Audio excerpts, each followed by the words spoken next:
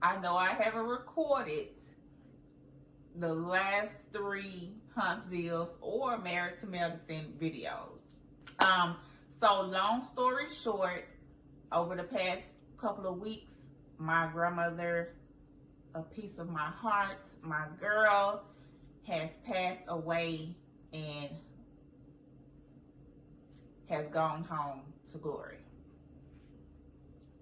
So basically, I needed to take a break from recording and watching TV shows and doing reviews because I was just not in the mood for it, okay? My grandmother passed away, and, you know, it really took everything in me to even get up and do this video.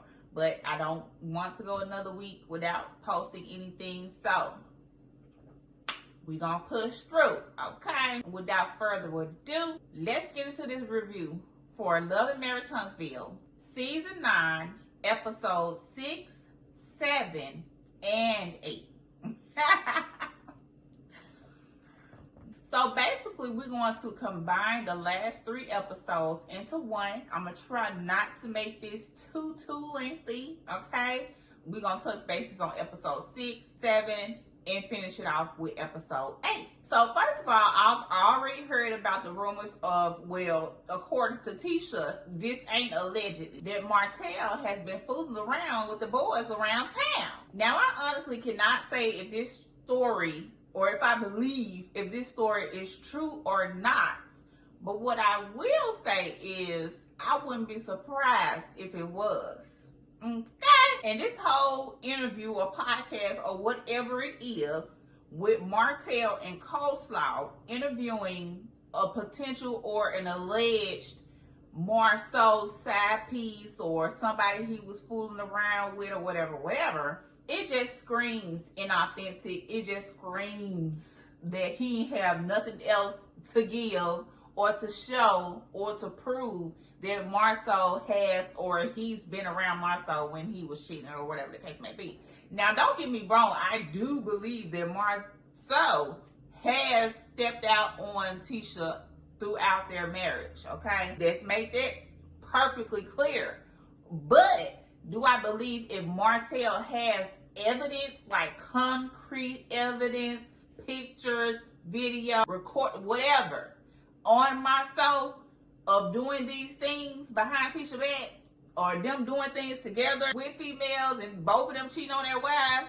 No. Because, like, who actually is going to be out with their homeboys or their homegirls recording shit like that to where it's like, okay, I'm going to get this on record, I'm going to take pictures, yada, yada, yada. You don't want to take that, you don't want to have that type of evidence in your phone, especially when you married.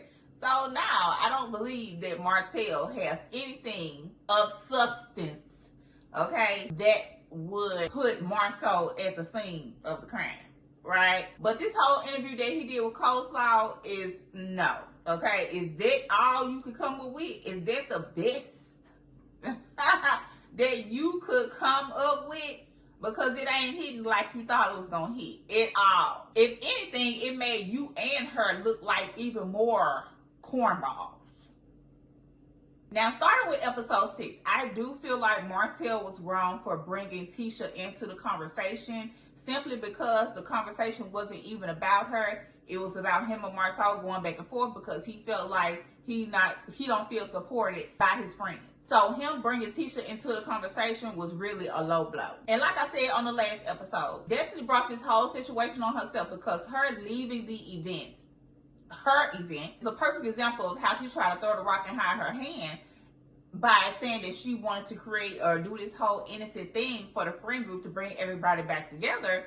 But she also added the messy questions in there as well, because you knew that those questions was going to get the thing started. You can't tell me you didn't know that shit. Another thing I want to touch on is Marceau. Marceau knows exactly what to do to diffuse a woman when she is upset or emotional or in her feelings about something in regards to him or whatever, right? The whole thing with him messing with Kimmy hair while she talking, that's a distraction. That is a tactic. He's got this shit down to a T. Even when him and Tisha was in the jewelry store and he getting the tissue and wiping her tears like, you know, well, here's the thing. But here's the thing. Child. If you don't initially know what he's doing, you won't catch that shit at all. And the whole thing with Marcel not wearing his ring and Tisha knowing that he don't wear his ring, all Tisha got to do is play Marcel at his own game. Because I'm not about to go back and forth with you about why you don't wear your ring and why you ain't wearing your ring, this, that, and the third. Baby, I'm not going to even bring the conversation up.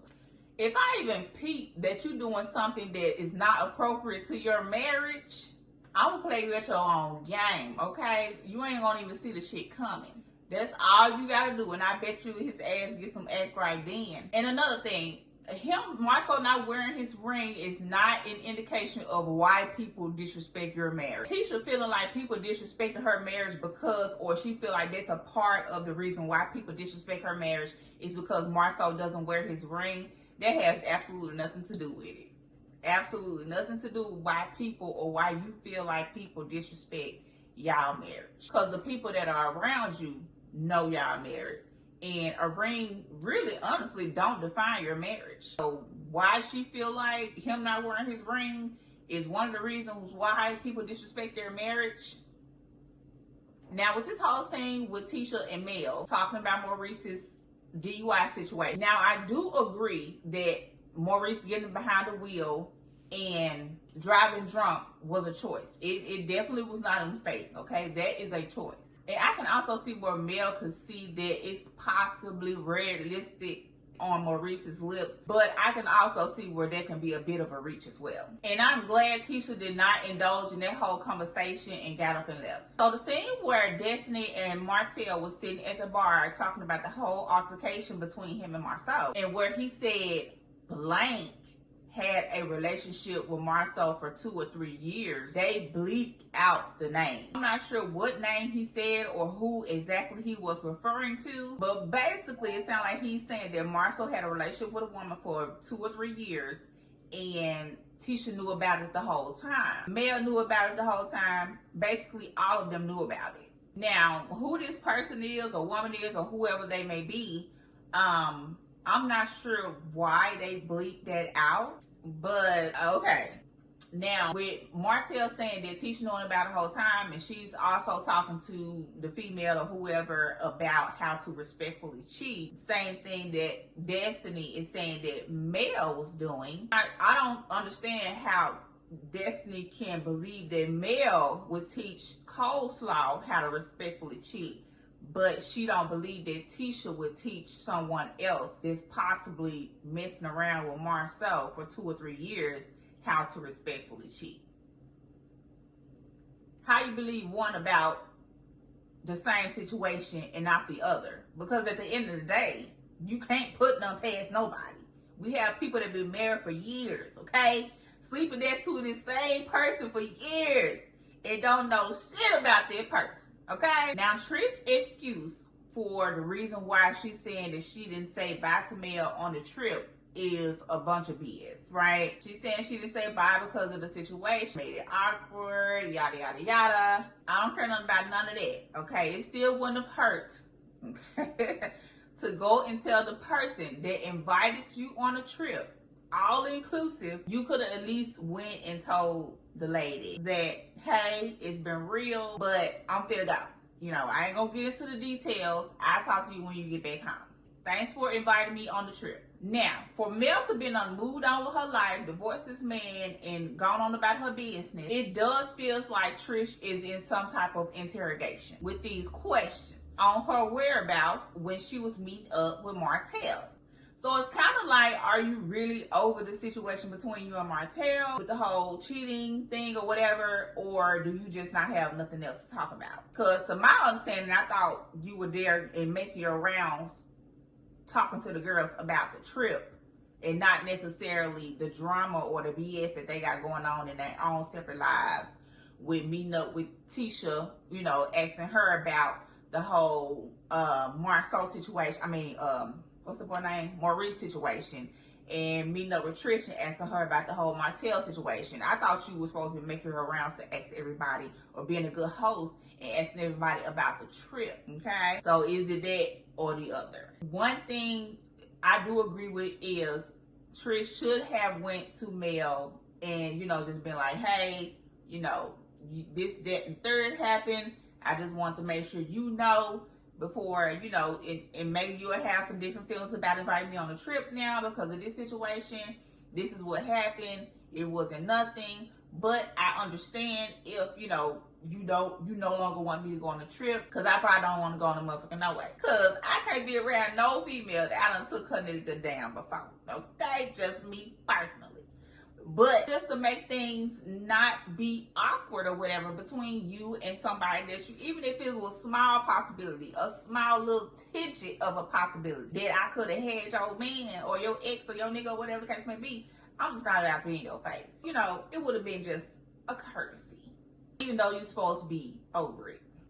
Now, leading into episode 7, I do believe that if Miss Nell was not married to her husband, she would definitely jump Martell's bones. I mean, because you could just tell, just Miss Nell loved her some Martell, okay? Honey, she was just touching on him and pulling on him and, you know, talking about his little chest being open. Child, if she wasn't married and she didn't know Martell the way she know Martell, she would definitely jump his bones, okay? Her likeness for him is real subtle and she don't do too much. So if you're not paying attention, you will miss it. But we see you, girl. Now, Martell saying that he thinks or he feels or he believes that Tisha is one of the main reasons for the reason why Mel went on ahead and went through with a divorce with him. I don't know if I quite 100% believe that. Even with that whole season of, you know, them doing a flashback of Tisha throwing it up in Mel's face that Martell had a matching BMW with somebody, and you know, little things that she was just throwing up in Mel's face about her whole, you know, situation with Martell cheating on her for years and Melanie knowing about it. Mel still stayed with Martell seasons after that. Mel still stayed with him after the fact, had a whole nother baby with him, her last baby, knowing that him and his situation with Coleslaw. And if I'm not mistaken, her and Coleslaw was pregnant around the same time or the same time frame. I know one thing, whether they was pregnant around the same time or Mel had her first and then Coleslaw had hers after, or vice versa, them babies is very close together, okay? So I don't think that Tisha was the one that put the battery in Mel's back for her to move forward with the divorce. And even with that being said, Martell still didn't have to say what he said about Tisha and, you know, throwing her under the bus with whoever she slept with in college or whatever, what have you. Like, that still didn't suffice for you bringing up her past, because it didn't even have nothing to do with what you and Marcel were arguing about. Now, this whole scene with Trish and Destiny, and Trish talking about, you know, she's sitting at the table, done signed the papers, got the papers notarized, and she's sitting there with Destiny now talking about she had, you know, had been thinking about it and had the thought, what she say? I've been waiting on this day and I've been thinking about it and thinking about it and thinking about it. Like, Trish, what did you have to think about, ma'am? You and this man clearly do not get along in no way, shape, or form. What was there to think about when it comes to this divorce? At this point, it's done and over. It's been 5 years or whatever the case may be. Like, what is there more to think about when it comes to getting a divorce from this man? And Destiny constantly saying that, you know, how you gonna sign divorce papers in my face like it ain't nothing? It ain't nothing, Destiny. Everybody don't have to have a dramatic moment when it comes to things. Maybe it took you a while to tell your friends, or you wanted to do it privately or whatever, what have you. That's you. Everybody don't need to have a private moment just because, oh, I'm about to sign my divorce paper from a man that she's been separated for how long again? Oh, okay. And now back to Trish. Like, what is it, ma'am? What's really going on? Because and this is why people feel like Trish is a liar, because she say one thing in one breath and she say another thing in the same. Trish was coming off a little bit, I don't know, a little bit phony. I don't know if it was because her and Destiny ain't like, I don't know, something was off about this whole scene between her and Destiny, to me. And her saying that Marquez is the way that she is now as far as her attitude and, you know, flying off the hanger at people or whatever she said. Me personally, I just feel like somebody or people can't make you be something that you just aren't naturally are. So, and as much as Trish tried to make it seem like she don't like drama and all of this, she high-key like drama because she always going back and forth with Marquez or whatever his name is, Marquez. I think it's Marquez. And how she was saying at the table how she was kind of peed off at the fact that Ken was so cool, calm, and collected about Marquez coming to the party. Because why are you inviting Marquez to the party when I know you're going to come with the BS, with the bullshit? Yes, I know this is your child as well, this is your son. You go and throw your own party at your own place, on your own time, and on your own dime for you and your folks. I don't know, Ken might want to be careful with this one because it's just giving, I'm still in love with my ex. And I know Ken probably is doing this out of respect for her and her children. So no, he would not have been invited to the party, especially with my family and friends in here and Ken's family friends as well. It's like, you know, everything needs to go smoothly, okay? Especially since this is the first time that our families as a union are getting together. Now, moving on to Martell, Tisha, and Mel meeting at Black. And they're talking about what Martell texts Mel. Now, do I believe Martell and Mel has had sexual relations with each other? No, I do not. However,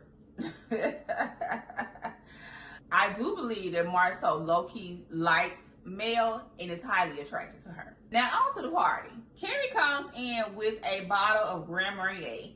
And Trish is like, this is her favorite drink. I'm like, girl, this is an orange liqueur. Okay, what, it got like 40% alcohol in it, maybe? Why would an orange liqueur be your favorite drink? I don't know. Maybe, I mean, I've never heard of people just straight up drinking Grand Marnier or even just drinking that with some orange juice or something like that. I don't know. Anyway, now I can see why Ken says that Marquez comes in, or is it Marquez, comes in and acts like the house or the place is his, because he instantly comes in and gets all the guys together and, you know, everybody, let's, you know, toast to a shot, let's have a shot.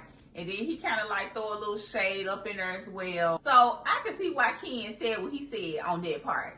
And then he making his rounds to everybody at the party that he don't know and telling them all his business. It's like Marquez, what's the man's name? Marquez is unhinged. I don't even know who the real adults in this situation is, because then the son had to even pull him to the side and was like, dude, chill out, you doing way too much.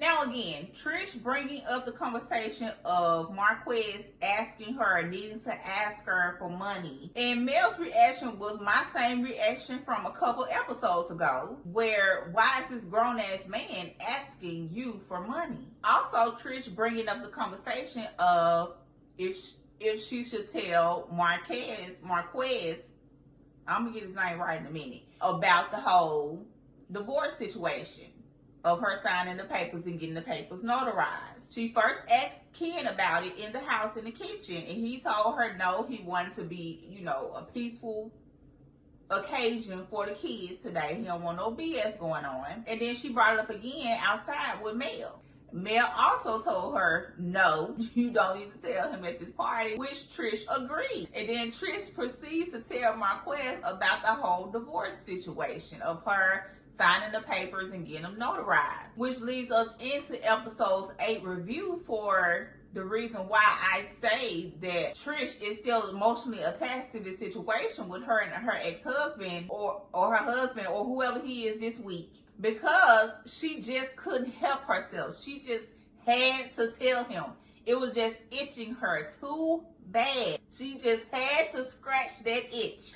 And then when Ken is giving his speech and Marquez just come on in the line and stand by his son like, hi, I'm the father. It's like, oh my Lord. Oh my Lord. Like throughout the whole party, it was just all cringe with Marquez and Trish having their conversation separately, and then Trish and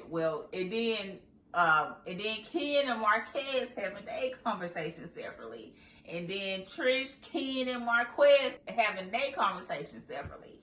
It was just cringe, okay, throughout the whole scene. And at the same time, I don't even think that Marquez is thinking about his kids in this whole situation. Like, not only is this cringe, you know, and embarrassing for you and your own self and the people that are around you and that are here at this party, most importantly, you're making this situation cringe and uncomfortable and embarrassing for your children. They are the ones that are watching you crash out in this moment. They are the ones saying you not be able to handle your own fucking emotions in this moment. Think about that first before you start talking about you triggered because you seeing Ken and you seeing Trish and you seeing this whole situation and this whole party and all of this happening without you. F all that. What are your kids watching when they're watching you? What are your kids seeing in this moment when they're watching you? And this is just a side note, but why do Miss Nell remind me of Miss Parker from Friday? Miss Nell remind me of Miss Parker. Anyway.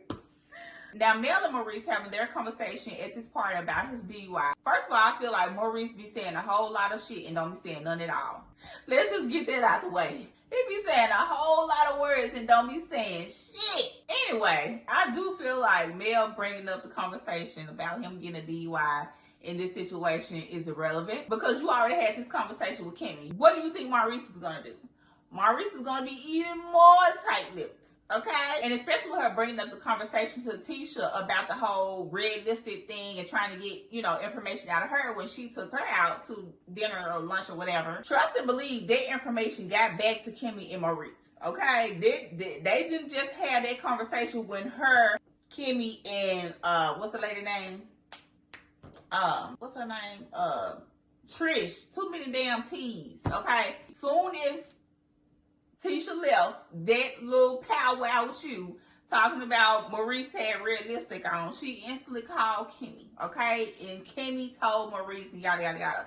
So I don't even know why she's surprised she getting this smoke from Maurice at this table because he already up to speed. He already up to par about what's been going on behind the scenes. So they already knew about the red lipstick situation when you showed up to their party from Tisha. So why she thought she was going to get any information out of Maurice at this party, I wouldn't even bother to ask him about it in the first place, especially after that whole situation with Mel and Kimmy and how she wouldn't even tell her nothing about the situation. So I honestly wouldn't even ask him, actually would have paid him dust. Because if Kimmy didn't tell you, no, Maurice damn sure ain't going to tell you nothing. So why even bring up the conversation? I would have paid his ass dust because at the end of the day, it really don't matter. That's his goddamn business. That's his goddamn DUI.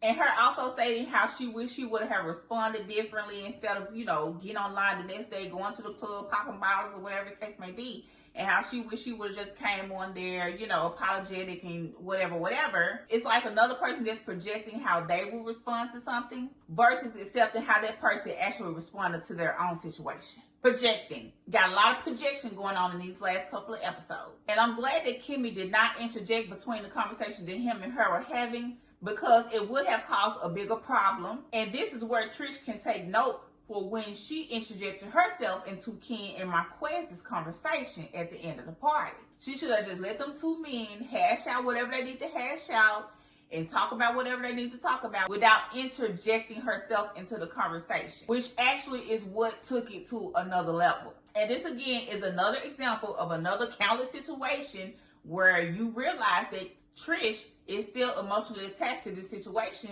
with her ex. Because if she wasn't, she would have completely ignored that conversation that him and her, that Ken and Marquez was having. She would have went over there to sit with the girls, or she would have went in the house. It's like, your family is here, your friends are here, his family and his friends are here, his mother and his sister are here. This is y'all first time getting together as a union, together as a couple. You should not be wanting to even remotely show yourself in this light in front of his mama, in front of his sister, in front of his family and friends or whatever, because this is y'all first time getting together. Best believe that mama is in Ken's ear like, I don't know if you want to, associate yourself with this situation. Even if this is you, out of respect for the situation of y'all having family and friends there, and this is supposed to be for the children, it was just not a good look. But again, Trish just could not help herself. It was just itching her to death. It was just itching her to death not to walk over there and introduce herself into the conversation.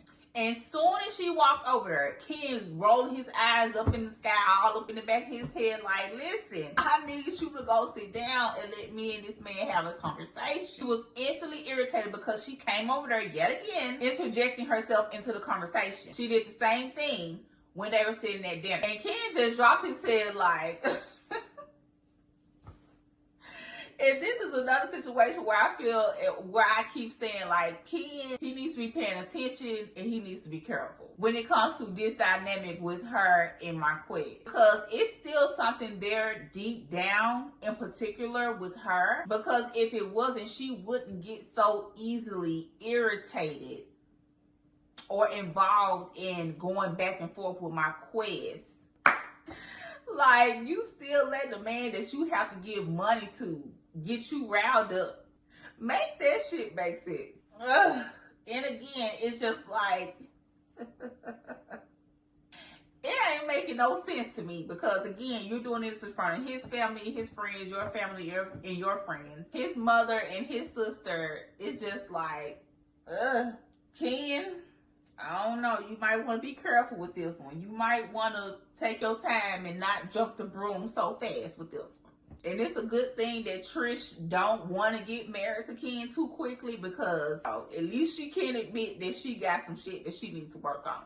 Clearly. When Trish get elevated, especially when it comes to Marquez, ain't no bringing her down. When she's there and she's going there and she's doing that back and forth with Marquez, Ken cannot bring her down to save his life. And to me, that speaks volumes when you are trying to get your woman or your spouse to listen to you in a situation and you want them to just chill and they won't. It kind of shows a sign of disrespect, because she's so involved in her own feelings and emotion in this moment that she don't give a damn about yours right now, or how this situation is making her look in your eyes.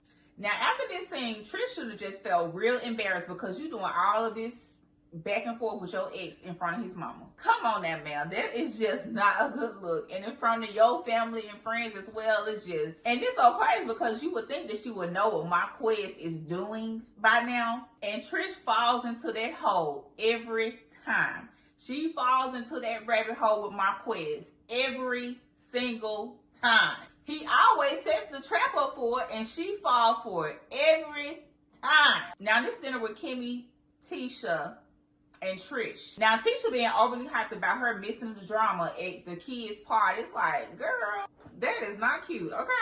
And Trish saying that it was going to be like a domino effect, or she was going to slap Martell and then she was going to slap Mel. I don't know where she said that at. I didn't see that in the scene at all. And I'm pretty sure if she would have said that to Mel, it wouldn't have been a peaceful, ending or situation. So, I don't know where this part happened at. Maybe they took this part out, but do I think that Trish said this to Mel's face? I don't. So where this actually happened, I don't know. I guess they took that part out. And I don't think that if she would have said this to Mel's face, that this would have actually been a good ending to this party. Now, them bringing up the whole conversation to Kimmy about Mel bringing up the whole red lipstick thing in Maurice's mugshot. I can see how you can mistake the mugshot for being some type of red lipstick on Maurice, okay? But like I said, I can also see how this can be a bit of a reach, because them cameras at them police stations be hella old. Like, who knows what the contrast settings is on those things. You really can't say that he had red lipstick on his lips, because those cameras can be a bit faulty. Now, where I was a little bit confused was when Kimmy was stating that she was with Maurice that night and Trish and whoever else was with them when he got the DUI. So my question is, how did Kimmy end up at the house waiting for him and he hadn't showed up. So she had to leave to go by the office to see if he fell asleep at the office. So at some point, y'all got separated, right? So I'm trying to see how this aligns with him having red lipstick on his lips, because this is what the whole conversation was based on and about Maurice's DUI and Mel saying that he had red lipstick on his lips. If y'all was at the party with Maurice, or whatever it was, where he was drinking the same night he got the DUI, or day, or whatever time of the week it was, and then in earlier episodes you stated that you were at home waiting on him to get home, or whatever the case may be, but you ended up having to leave your house to go to his office to see if he had fell asleep at the office. He wasn't at the office, so obviously eventually you got back home, and then you all of a sudden get a call, or eventually get a call from Maurice saying that he in the jail. So even though you were and everybody was initially with him, at some point y'all got separated because you were waiting on him to get home or call or whatever the case may be, having to leave your house and go to the office and make sure he hadn't fell asleep at the office, go back home, and then eventually get a call from him saying that he's in jail and he needs you to bond him out. So at some point y'all got separated, and it sounded like it was a big gap of some point that y'all got separated.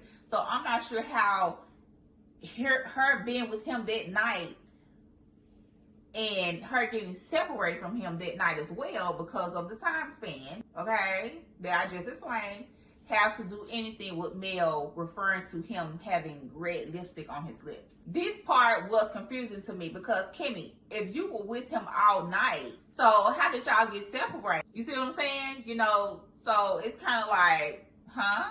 I'm not sure how the two situations are tying in with what Kimmy is saying and the red lipstick on his lips. But okay, we're gonna move forward. And with Trish saying that she don't think that Mel can take a dose of her own medicine, I don't think none of these girls can take a dose of their own medicine. Which leads us into the scene where Kimmy and Mel is having their conversation separately regarding the whole red lipstick thing. And the only thing Mel did was pull a Kimmy on Kimmy. That was all she did. She did their reverse psychology that she is very good at. So she basically was just like, since you didn't want to talk about it when I wanted to talk about it, okay, and I brought up the whole conversation, you didn't want to have nothing to do with the conversation. Now, I don't want to have nothing to do with the conversation. We're not going to talk about it. We're done. So basically, she just pulled a Kimmy on Kimmy, okay, giving her a little dose of her own medicine. All right. Anywho, y'all let me know in the comments what y'all thought about episodes 6, 7, and 8. Make sure y'all like, comment, and subscribe to this channel, and I will talk to you all on the next video. Bye!